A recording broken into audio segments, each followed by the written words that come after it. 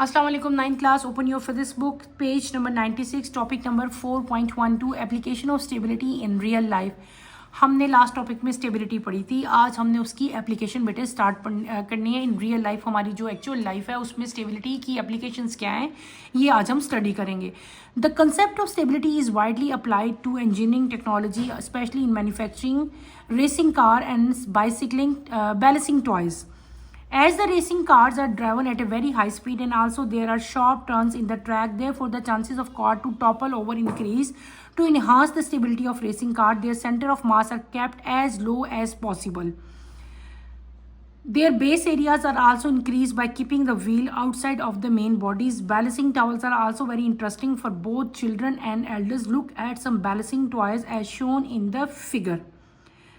The physics behind these toys is that stability is built in with balancing toys. The toys are basically in completely stable state and their center of gravity always remain below the pivot point.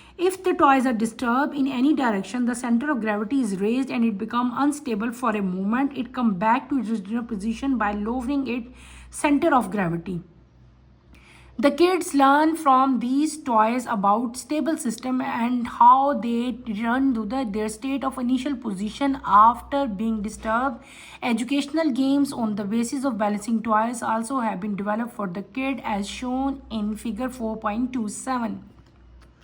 छोटा सा topic है और बहुत ही easy topic है, application of stability in real life के। इसकी application जो stability की है वो रियल लाइफ में क्या है बेटे, जो कंसेप्ट है स्टेबिलिटी का ये वाइडली जो है इसको हम लोग इंजीनियरिंग टेक्नोलॉजी में जो है वो यूज़ करते हैं। और दो मेन चीज़ें हैं जहाँ पे ये कंसेप्ट यूज़ होता है, एक है रेसिंग कार्स और एक हैं किड्स के टॉयज़। ठीक है, रेसिंग कार में स्टेबिलिटी की बहुत ज़्यादा रिक्वायरमेंट होती है। जैसे कि आपको पता होता है इन कार की जो स्पीड है बेटे वो बहुत ज़्यादा होती है। इस स्पीड की वजह से बहुत ज़्यादा चांसेस होते हैं कि आपकी जो कार है, जो रेसिंग कार्स हैं वो क्या हो जाती हैं, वो उल्ट जाती हैं, यानी कि रोल हो जाती हैं और उल्टी हो जाती हैं। ठीक है, टॉपल ओवर इसको कहते हैं, गिर जाती हैं। ठीक है, इनके चांसेस जो हैं वो बहुत ज़्यादा हो जाते हैं। तो इनकी मेकिंग में ये चीज़ इंश्योर करनी पड़ती है कि ये क्या हो कि इनके अंदर एक स्टेबिलिटी हो। ठीक है, तो इनकी स्टेबिलिटी के लिए क्या चीज़ करनी पड़ती है कि जो इनका सेंटर ऑफ मास है बेटे वो क्या करना पड़ता है, उसको हमेशा लो रखा जाता है। क्या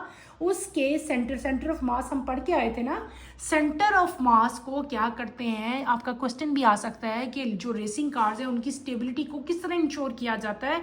तो आपने सिर्फ और सिर्फ एक बात याद रखनी है अपने माइंड में कि उनके सेंटर ऑफ मास को हमेशा क्या रखा जाता है, लो रखा जाता है, एज लो एज पॉसिबल, जहाँ तक मुमकिन हो सके।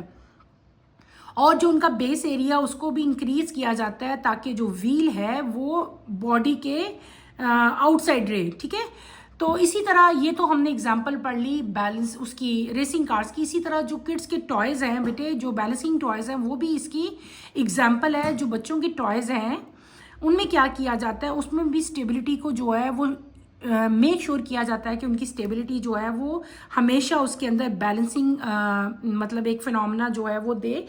इन टॉयज़ में किया क्या जाता है कि इनमें इनका भी आप जो सेंटर ऑफ ग्रेविटी है, उसमें मैंने क्या बात की थी, उसमें मैंने कहा था सेंटर ऑफ मास। यहाँ पे क्या बात हो रही है, क्या वर्ड मैं बोल रही हूँ, सेंटर ऑफ ग्रेविटी।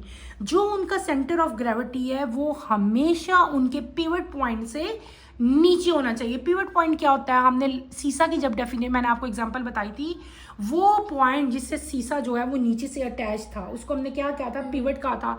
इसी तरह एक स्टैंड होगा, कोई भी स्टैंड है उसके ऊपर बच्चे का एक टॉय है या कोई भी इस तरह की आप पेंसिल पकड़ो, इसके ऊपर अगर बच्चों की एक कार जो है वो साथ लगी हो, तो वो पॉइंट जिसके ऊपर, जैसे कि यहाँ पे अगर आप डायग्राम देखते हो, यहाँ पे ये देखो ये प्लेन लगा हुआ है, तो ये जो है ये इसका पिवट पॉइंट है जहाँ पे वो अटैच है।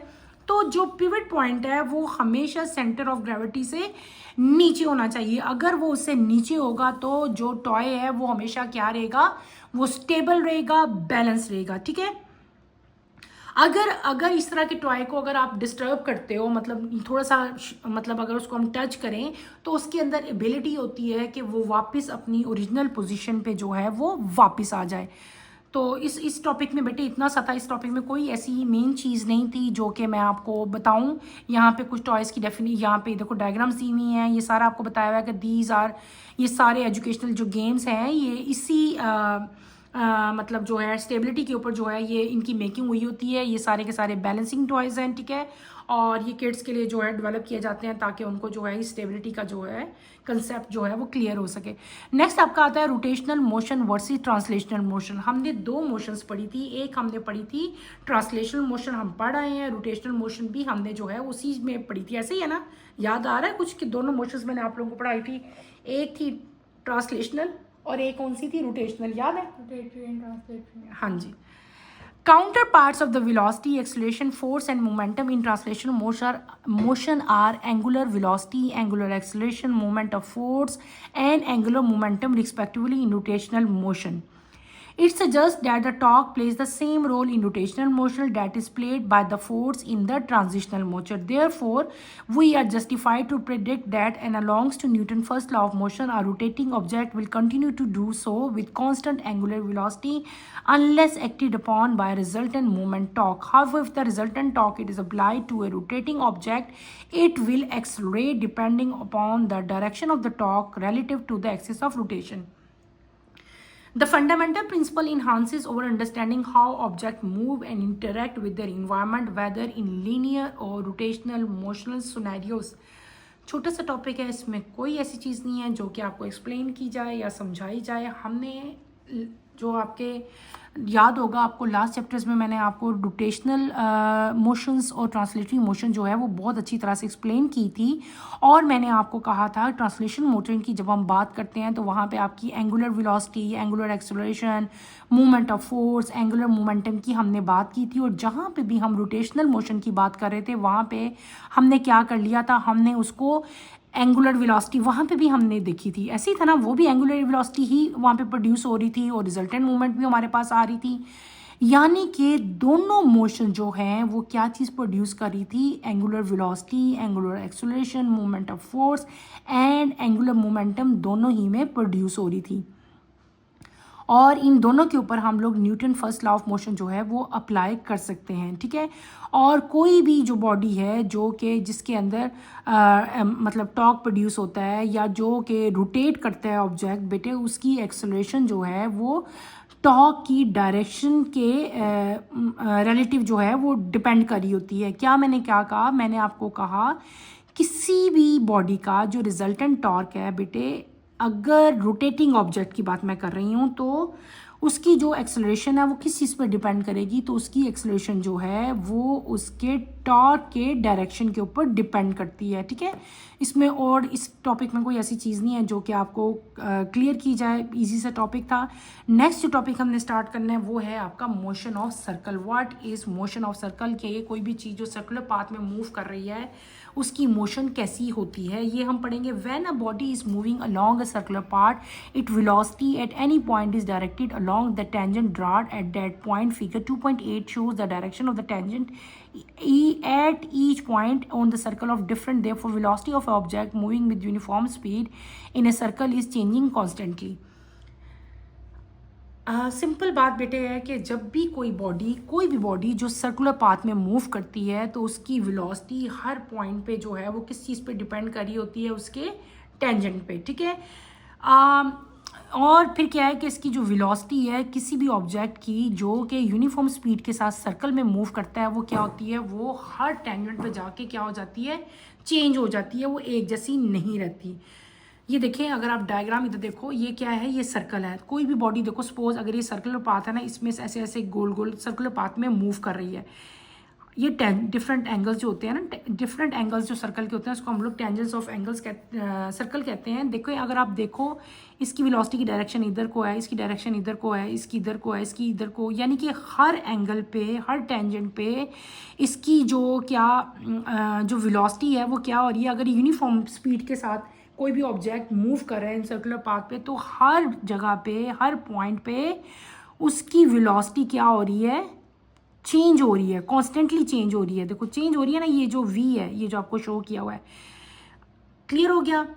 अगर इसके hence of force perpendicular to the direction of motion is always required to keep the object moving with uniform speed in a circular path. जो इसके अंदर फोर्स प्रोड्यूस होती है, फोर्स ही है ना बेटे, आपको मैंने बताया था ना, फोर्स ही है वो चीज़ जो कि किसी भी बॉडी को रेस्ट पे रखती है या किसी बॉडी को मूव करवाती है, वो फोर्स ही है ना। तो यहाँ पे जो फोर्स है वो क्या है, वो प्रिपेंडिकुलर है किसके साथ, to the direction of the motion. Force जो है perpendicular to the direction of motion है। ऑलवेज उस फोर्स का काम क्या है, वो हमेशा ऑब्जेक्ट को यूनिफॉर्म स्पीड के साथ एक सर्कुलर पाथ पे मजबूर करती है क्या करने के लिए, मूवमेंट, यानी कि मूव करने के लिए, हरकत करने के लिए। क्लियर हो गया। नेक्स्ट आप आते हैं बेटे, वही टॉपिक हमारा कंटिन्यू है। It should be noted that F is essentially perpendicular to the v, ठीक है। For an instant if it is not perpendicular to v, the force F will have a component in the direction of v. This will change the magnitude of velocity as the body moves with the constant speed. So it is possible only if the component of force along v is F cos 9 degree is equals to 0. दो चीज़ें आपको मैंने बताई। दो चीज़ें हमने क्या पढ़ ली, हमने पहली चीज़ पढ़ी कि जो फोर्स है वो असेंशली यानी कि ज़रूरी है कि वो प्रिपेंडिकुलर हो टुवर्ड वेलोसिटी, यानी कि v की तरफ जो है ये प्रिपेंडिकुलर होगी। लेकिन अगर ये प्रिपेंडिकुलर नहीं होती, किसकी बात हो रही है, फोर्स की। अगर फोर्स वेलोसिटी के साथ प्रिपेंडिकुलर नहीं होगी तो फोर्स जो है उसकी डायरेक्शन जो है एक नया कंपोनेंट होगा जो कि किस साइड पे होगा बेटे, वेलोसिटी की तरफ होगा। और इससे क्या होगा, वेलोसिटी का मैग्नीट्यूड जो है वो क्या हो जाएगा, चेंज हो जाएगा। क्या हो जाएगा, चेंज हो जाएगा। अगर कोई भी बॉडी जो है वो कांस्टेंट स्पीड के साथ मूव करे तो क्या कंपोनेंट ऑफ फोर्स क्या होंगे, उसको हम लोग कैसे लिखेंगे, F cos 90 is equals to 0। Clear हो गया। छोटी सी चीज़ थी, कोई इतनी टफ नहीं थी, आपने सिंपल इतना ही इसको करना है। हमने आज के टॉपिक में क्या पढ़ लिया, पहले हमने एप्लीकेशंस पढ़ी, दो एग्जांपल्स पढ़ी स्टेबिलिटी की रियल लाइफ में। एक हमने पढ़ी उसमें रेसिंग कार की और एक हमने क्या पढ़ी, टॉयज़ की पढ़ी। फिर एक कंपैरिजन हमने किया रोटेशनल मोशन का और ट्रांसलेशन मोशन का, ठीक है। हमने कंपैरिजन कर लिया वर्सेस उसमें कंपैरिजन में आपके डिफरेंसेस भी आ जाते हैं, सिमिलैरिटीज़ भी आ जाती हैं, वो हमने सारी पढ़ी। इसको मैंने बहुत ज़्यादा एक्सप्लेन नहीं किया क्योंकि हम लोग लास्ट चैप्टर में ट्रांसलेटरी मोशन और रोटेशनल मोशन जो है बेटे वो डिटेल से करके आए थे। नेक्स्ट में मैंने आपको क्या पढ़ा दिया, मोशन इन सर्कल, यानी कि सर्कुलर पाथ में कोई भी बॉडी जो है वो एक सर्कुलर पाथ में जब मूव करती है तो उसकी मोशन जो है, उसकी वेलोसिटी जो है वो कैसी होती है, वो हमने स्टडी की, ठीक है। इन द एंड हमने क्या बता दिया कि दो चीज़ें हमने बताई कि अगर फोर्स जो है वो प्रिपेंडिकुलर होगी वेलोसिटी के साथ तब क्या होगा, और अगर आपकी फोर्स जो है वो प्रिपेंडिकुलर नहीं होती तो क्या होता है। ये दोनों चीज़ें हमने पढ़ी। तो क्या पढ़ा हमने कि अगर बेटे, मैंने आपको क्या पढ़ाया अभी आप बताएंगे मुझे।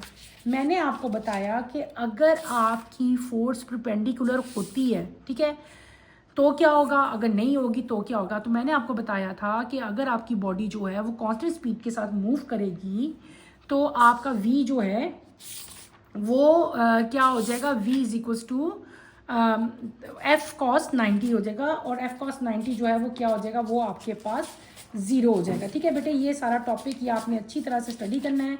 इसमें आपको कोई डिफ़िकल्टी हुई, कोई मुश्किल हुई तो आपने मेरे से लाजमी पूछना है, ठीक है।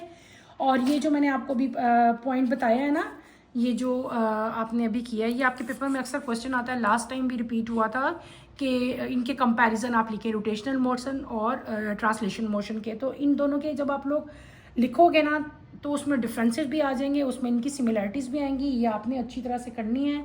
इसमें कोई भी चीज़ अगर प्रॉब्लमेटिक होती है तो आप लोग मेरे से जो है वो पूछो।